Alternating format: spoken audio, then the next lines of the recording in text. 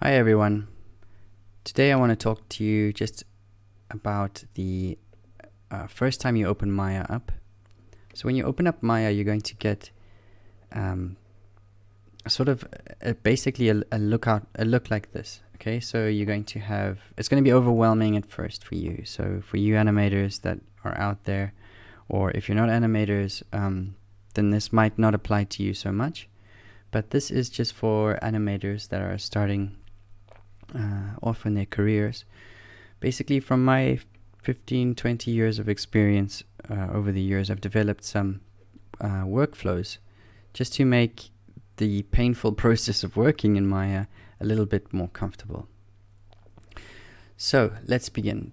Basically, what you're going to be spending most of your time doing, if you've noticed, Maya has this little window at the top left here called, it starts off at modeling, rigging, animation. So you're going to be spending most of your time in animation. And the top menu changes into different things. I've got some extra plugins that I've loaded by default, so you probably won't have those two there, so don't worry about them.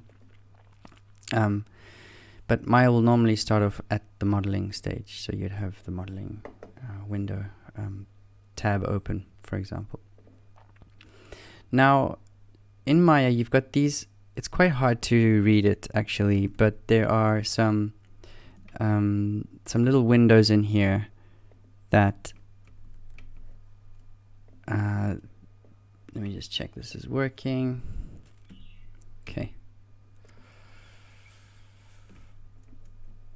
Okay, sorry. So yes, you've got these little windows that are these little icons here, and basically what they do is it's hard to notice it, and without being taught about this, you won't know that there's stuff hiding behind it. So just so you know, there's extra menus that are hidden behind these settings up here. So have a little look and make sure that you are aware of all the options that are available to you. If you get confused or you're not sure where something is or it looks different, then it's probably hidden in one of these windows here. So let's move on. So basically how I animate is I can't work with a timeline that is so small like this, and with this this frame number thing that hovers over. I think it is one of the most annoying things that Autodesk has ever done.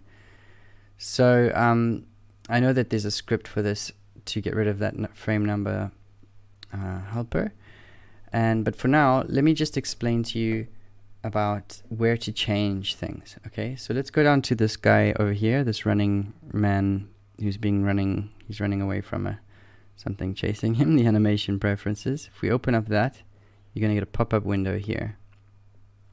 Okay, now to change the height of our time slider, it's important to go into the settings tab on the left hand side and then down to the time slider area.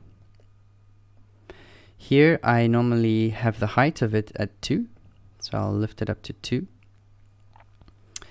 and then I will definitely not play back every frame. I don't know why this is set at default. I don't think a lot of the Autodesk guys that design Autodesk don't have Maya animators in mind, over my 20 years of experience anyway. But that should be set to 24 frames per second. If you wanted to change your frame rate, you can change it up here. So the time slider at the moment is at 24. It's just standard, but you can change it to 25 or 30 frames per second up here, and your time slider will change. You've got the playback start and end sections. So that is in here. So that you've got a 1 here and a 1 here. This is a bit confusing if you start off in Maya. You're probably thinking, well, what is the time slider? I don't understand it. Well, in here we've got the first number. So this is frame 1. Maya doesn't start on frame 0. We start at frame 1. And then this area is basically the area that you would be working in, this section. So if you wanted to work on a block of animation that was just in this area that you wanted to focus on, you can squash and stretch this inner slider, and it will take the timeline smaller. So if I was to say I wanted to work on that area, it would probably be just this area. But if there's lots and lots and lots of different keys in here, like, and it's really, really messy, what I want to do is I want to then pull the time slider away so that the keyframes get easier to work with on the time slider. You can double click to go backwards and forwards, just so you know. To play back your time slider is Alt and V. Oh, I just typed in something in here. So if you press Alt and V, by default Maya will start to play your scene, which is pretty handy. The next thing I do is I update all my views. This is dependent on your graphics card. If you have a slow graphics card, just use the active view. But this is basically if I'm in a different window. In fact, let's just load a scene. So let's load load the T-Rex walk for demonstration purposes. Okay. Also, you see these pop-up windows here? Again, one of the most annoying things ever if you're very, very familiar with Maya. And to change that, you're in the same window in preferences. You can turn the help option, so interface help, and just turn that off. You don't want to see that. And we don't want to see tool clips, and the help is gone from here as well. See, if I turn it on, it's telling me, hey, just in case you don't really know exactly where you are, this is frame 42, but I know I'm at frame 42 because that's where my mouse is. It says 42 here, and yet Maya thinks it's a cool idea to tell me that I'm also at frame 42. So you can turn all this nonsense off, and hopefully it goes away. Yes, it goes away.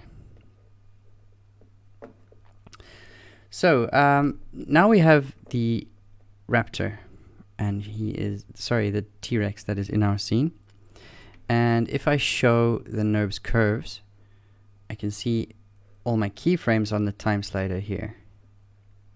See? So what I was talking about by expanding and contracting that time slider is if I double click this, or if I drag it, say I want to work on just 26 to 34, I can really, really pull in, and I can focus on just this area for the animation of the scene. So, but for now, what I wanted to explain to you was I don't like that the keyframes are so thin. This is just a user preference. Again, it's up to you what you want to do. But if I was to put this at, say, 200 frames, in fact, let's do it at 2000. Ooh. Can you see how it's difficult to handle when all these keyframes are together like that? So what I like to do is I normally like to make our key ticks a little bit bigger. And here in the animation preferences window, in settings, animation, back to time slider, and what I like to do is key tick size here. So key tick size, I like to make it at 2 or even 3. Sometimes I just like to make it big so I know where that key is on the time slider. Snapping's good, and I update in all windows. So this is what I was talking about before. Let me just zoom back a bit here, and here we can zoom back a bit. Okay.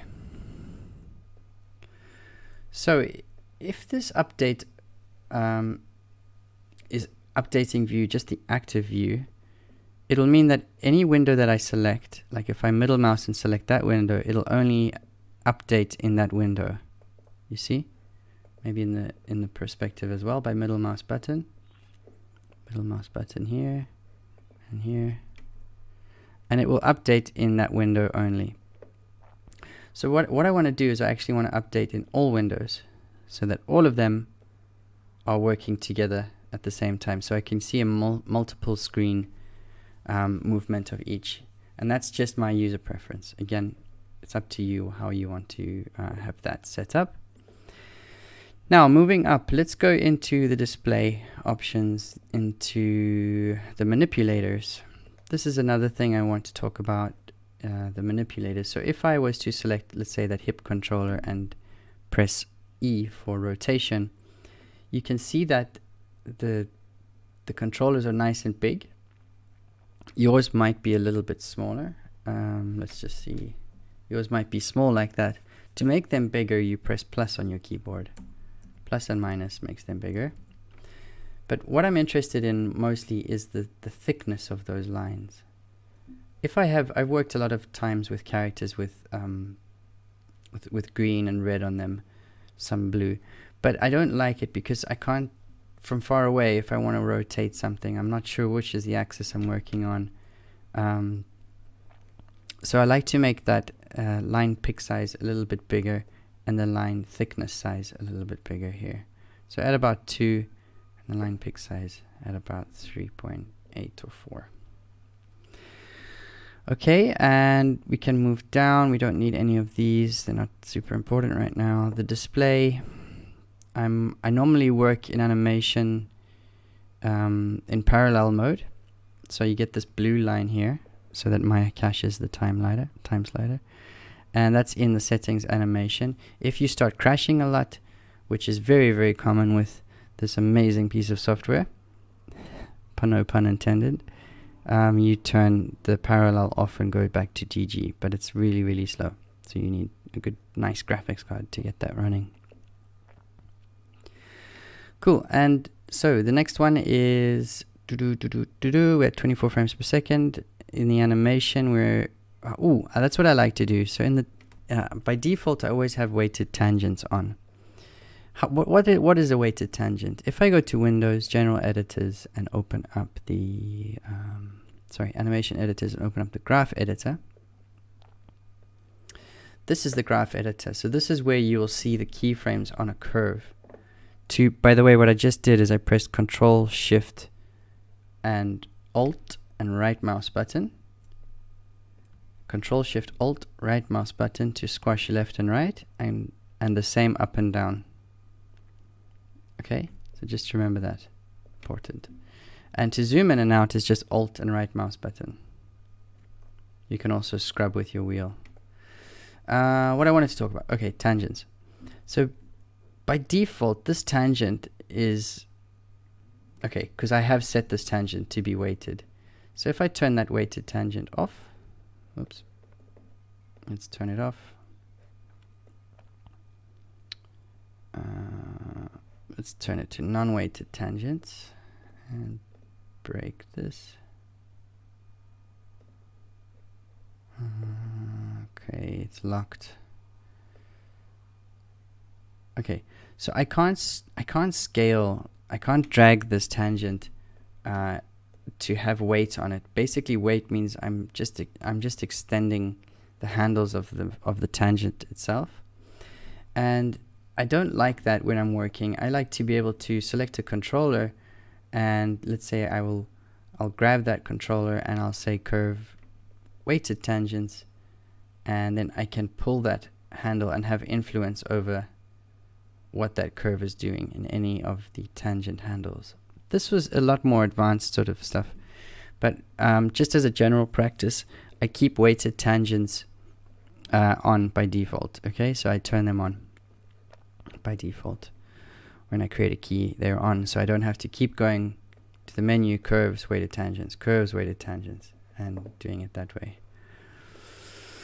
Okay, keep going. The auto, normally I would use spline actually, but auto is fine. It's the same really. Spline, auto, tangents, not super important.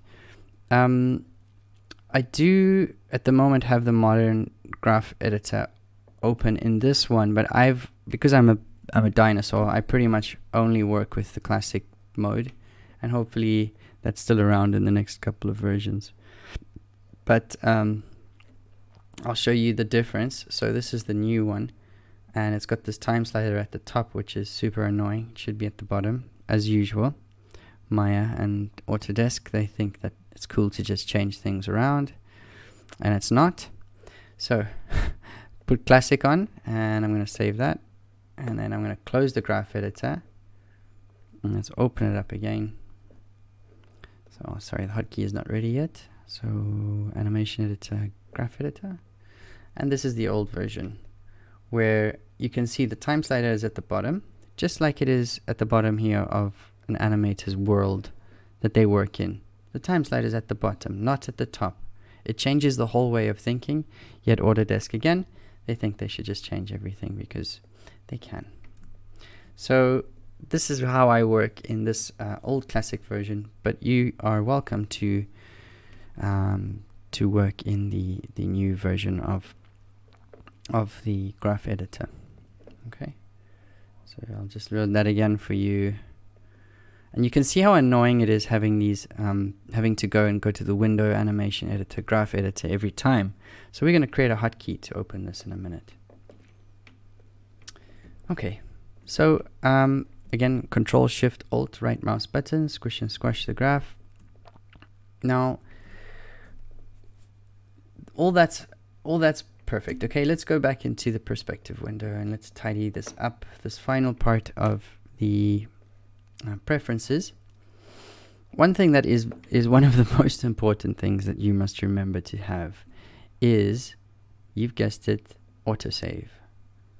So files and projects, what I want to do is turn on that autosave button, the lifesaver, and turn it on, enable it. I have it every 10 minutes, and some of you by default might be like 40 minutes or something, but I work so fast that in 10 minutes I've done a lot. So it's important for me to have auto saves as often as possible, because Maya tends to crash again every 7 to 8 minutes. So it's quite frustrating. And at least then you would have a backup. So turn that on. And what else can I give you here? Cameras, the new clip plane. Just put that at 1 for now. Okay. You probably won't understand this for a while, but just leave that at 1 as default. Color management is not important right now. Okay, so another one you can do is files and references. We're going to be referencing a lot of characters into our scenes. It's important to have the allow edit on referenced animation curves on, and allow locking and unlocking edit on referenced attributes on. This just frees up the frustration of selecting a rig and Maya just saying, no, you're not allowed to touch it. You can't do anything. Go away, you can't do anything. This just takes away the frustration. It should be called a nice way to stop frustrated animators by allowing this stuff to happen. There should be a lot more things we could be allowed to do, but riggers don't like it. So let's go on rendering. Okay, you can choose which renderer you want to be using. You'll probably all be stuck with Arnold anyway.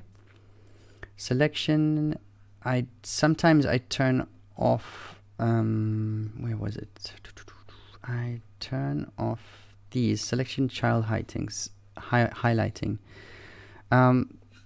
If I'm selecting a piece of geometry, sometimes it will, or a curve, and the geometry is connected in that group, the geometry will be selected too, and it'll stick off, and it's quite annoying. So sometimes I turn that off, or I just use object select highlight settings. Okay, snapping. We don't necessarily need to have snapping. Snapping is just it's a simple thing up here. Snapping is when you move something from one place to another and it snaps to that object. You can find all those settings up here. You can snap to the grid, curves, and other surfaces. Or here you can have it on by default if you want. Okay, time slider, everything is looking good here. We've got our undo as well. I turn my undo on, and of course I like to have a lot of undo options, so I turn it on to infinite undos. GPU cache, don't worry about this for now. You can also settle to automatic if you want, or just leave it as it is. And then just once you're happy with that, save your preferences. Okay, the next thing that we're going to be discussing is actually the hotkeys. Now, I mentioned to you before about opening the graph editor and going, oh, Windows, animation editors, graph editor, and then you close it by mistake, and then you're like, where's the graph editor? And then, oh, it's up here, Windows. So it's a little bit frustrating, understandably. And a lot of animators actually tend to work with a setup where they have perspective and they have Maya underneath the window. What I mean by this is we could go to 2 panes stacked. So what I'm doing here is I'm right clicking over the options for the views. I'm going to 2 panes stacked like this, and then you can turn this one into a panel, and it will be, it's been years and years since I did this, so it'll probably be under panel graph editor. There you go. Now so now what you can do is you can have one window open, and you've got the graph editor that is docked to the bottom of your screen above your timeline. A lot of animators work like this. I've worked with hundreds and hundreds of animators that work like this, and when I'm looking at their work or I'm supervising some of their stuff, I find it super frustrating that I can't get to the graph editor and move it around their scenes. So I've never worked like this, and I don't recommend it. I think it does slow down your workflow. So normally I have a single perspective window and the graph editor floating. Now to get it floating, we need to have some hotkeys. So go to Windows, Settings, Preferences, and go to Hotkey Editor.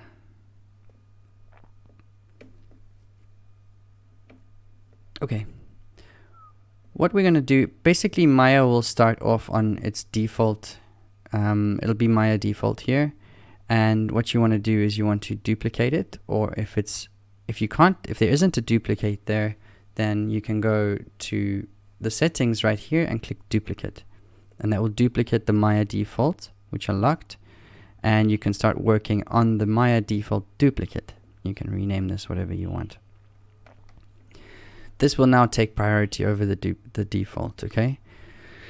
And we're going to edit categories, edit hotkeys for a category. So we need to choose what we need a hotkey for. So what we want to do is we want to open up a couple of things. We want hotkeys to make our workflow much easier, okay?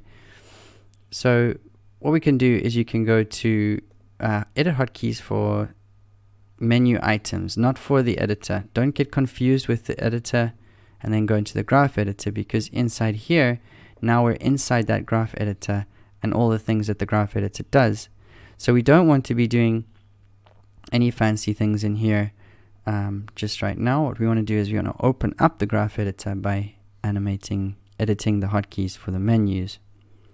So we're going to go to edit. So the menu items, we're going to go to Windows, Animation Editors, Graph Editor. Now, please bear in mind that if you are starting off, one of the most common keys that people use is actually the key G. And this is to,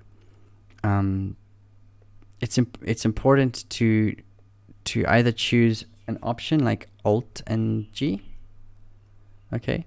So Alt and G would be really good for you if you wanted to have the hotkey that isn't being used by another one. Okay, so for me, I use the hotkey basically G. I just use G. It is already assigned. Cool. So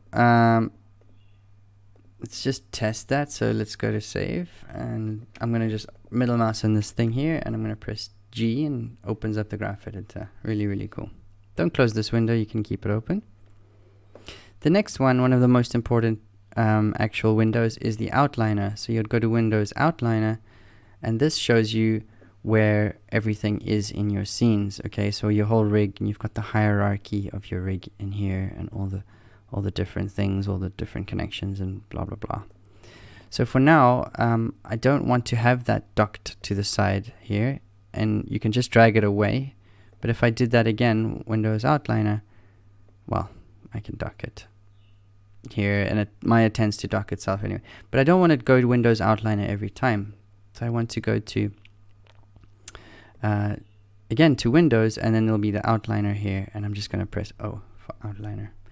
If there is already an option, just say yes. Do you want to override the existing hotkey? Yes, I do. And the last one that I use, remember, it's just for me, is the hypershade window. Hypershade where you texture and everything. I just put H in there, and yes. Okay, so graph editor is now G, H, and O. And that's in the rendering editor, hypershade. Settings, preferences, outliner, save. Now so press save, don't close. The next thing that we want to do is we want to go and we want to add a custom script. Okay. Now this is a little bit more complicated, but don't be alarmed. It's just the hotkeys that I will explain to you in a moment. Let me show you. So if I want to hide these NURBS curves by going show NURBS curves and then show NURBS curves, and then I'm animating and then go show and NURBS curves and then go show and then NURBS, you know, I don't want to do that because I will start to go crazy. And again, no thought has been added to animators. So what I want to do is I want to go back into that window. Let's just open it up. And I want to add in a custom script. So what I want to do is I want to go into the runtime command editor tab at the top here. Okay, now in here is where I want to say, okay, this is great. Let's run a script in here to do something fun. Let's go to the short course section, and let me just move this off the screen. Okay, here we go. So in the description below, you should have a link to these three text files. We've got auto tangent, which I'll explain in a moment. We've got the hide NURBS curves. Let me just open that one. Okay, so we've got the hide NURBS curves, and we've got the time slider delete key one. So these are the ones that I've used over the years, and they've been adjusted and tweaked here and there, but they're just very, very helpful. Now these are just proper standard commands in Maya. I'm just creating a hotkey and mapping it to that mal script. So let's start with the hide NURBS curves in the viewport. Let's select, so open that one, select from the bottom up to the top of where it says string, press Control C. And we're going to go and we're going to create a new runtime command, new, and it's going to be in the language of Mel. Okay, so here in this language, Mel, not Python, we are going to paste in that code in here. Okay, and I'm going to give it a name. So I'm going to give it, let's say, hide NURBS curves. Okay, and it's in the category of custom scripts. Okay, so in the custom scripts section, that's where it's going to be. And then I'm going to save the runtime command. The runtime must begin with a, okay, sorry. So let's do under small letters, so hide NURBS curves and save run command. There we go. So what I did is I just kept it all in lowercase. And here's the hide NURBS curves command, and basically I'm going to use the hotkey Alt and C. Alt and C. Okay, so it's already assigned to hide curves.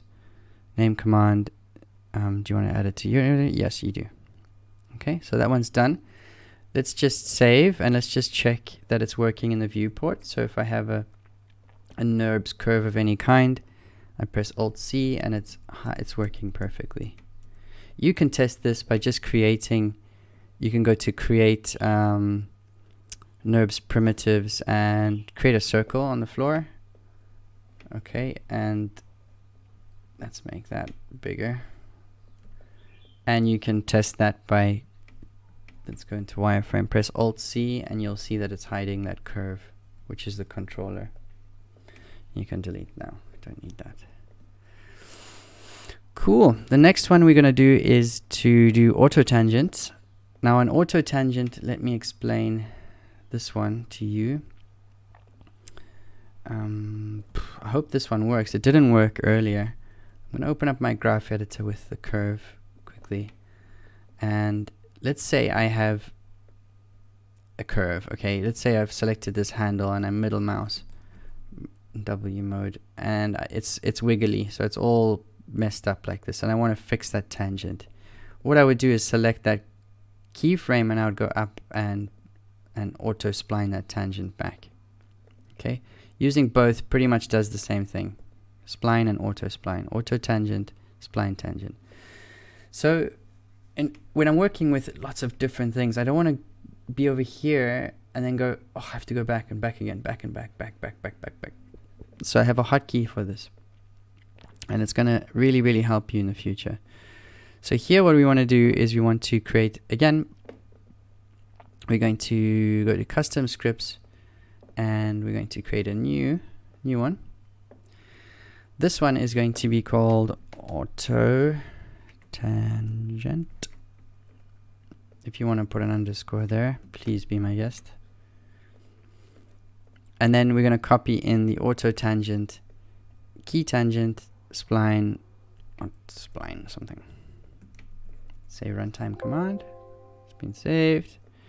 And with the auto tangent one, I normally have this set to Alt W. Okay.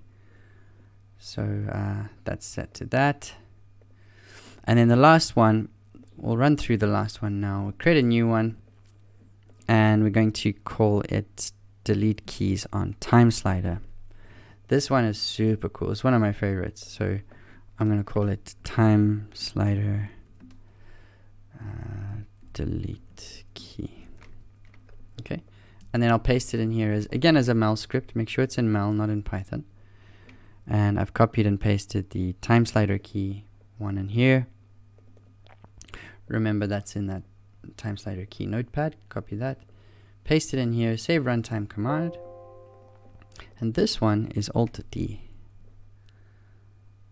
Okay, yes. And save and close. Now, let's see what's happened. So we've got our amazing animation by myself, of course. And the character is in the animation is there, but on the time slider, let's say I wanted to delete this keyframe here in the graph editor. I wanted to delete it on the time slider. What I'd have to do is I'd have to right click and go up and delete. And when I'm working fast, I don't want to by any mistake press paste or copy or cut or snap. So I'd have to delete that key. The other way to do it would be in the graph editor and to go there and go edit, delete. Okay, you can again see how frustrating and boring that becomes, and lethargic and rubbish it becomes. So what we want to do now is use our hotkey. Bang, gone. Bang, gone. So what I'm doing is I've got the hotkey of Alt and D, and I'm just going over the area that I want to delete on the time slider or in the graph. And even I could drag and select this area and press Alt D, and it will delete all those keys. And on the time slider. So that's very handy for an animator. The Alt C, remember, is to hide the curves in the graph editor, and Alt D for hiding the time slider keys. The auto tangent, this is the one where the tangents themselves, if they're wiggly or not behaving, and you select that and press Alt W, they will go back to to a much nicer tangent handle, and it will follow a nicer curve. You could really mess up your scene quite a bit. There could be all sorts of things going on. And again, you could select that area and just press Alt W, and it will bring it into a really nice curve again. And that's it, I guess. That's it for the animation setup. Basically, that's how I would work, how I would start my animation. I would normally have 120 frames by default. And what else would I normally do?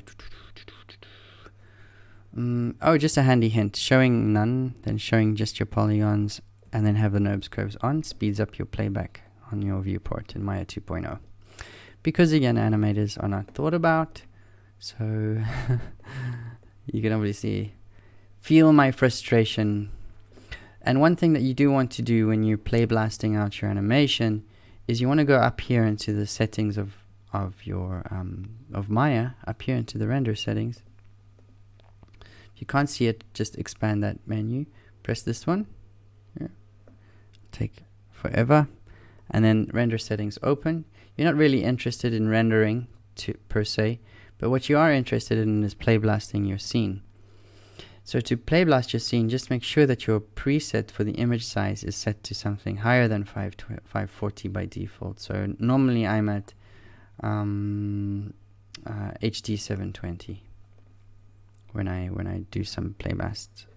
A play blast is basically you right click on your time slider and you play blast, and that will create a little QuickTime movie of your animation, and you can sort of play that back wherever you are. Okay, but this, now that it's play blasting at full HD, or HD, not full HD, 720. So you can change that, and it will change your settings how you want. Remember, you can right click on it, click the little button next to it, those boxes, and you can go into the settings of your codecs. Okay, and that's it. So when I keyframe, normally I set a keyframe down. You can have hotkeys to key just the Alt and the Y, the X, the translations and the rotations. But I normally just work with set to set the keyframe on everything, and then I come back and I clean it up in the graph editor later. Please remember that that is my own personal choice of how I work. This is not meant to say you have to be like me and you have to work in this way, but this is how I have worked over the years, and it has proved quite successful. So yes, and if there are any questions about it, please get in touch with me and let me know, and I hope you found this pretty useful. Okay, talk to you soon. Bye.